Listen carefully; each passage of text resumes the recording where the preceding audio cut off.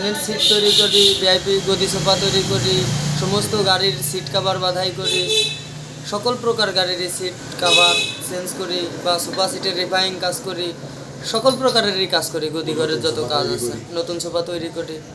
চাহিদা আমরা তো একটু নতুন নতুন আসছি, নতুন প্রোডাক্ট, তবে শুভকামনা আশা করি এবং মোটামুটি খেয়াল ভালোই পড়তেছে লোকজনের। আশাবাদী যে আমাদের সুন্দরভাবেই চলবে ব্যবসা। এই ব্যবসা বিনোদপুর বাজারে বলতে আমাদের এই মোহাম্মদপুর থানার ভিতরেও এখনও নেই। আমরা নতুন উদ্যোক্তা।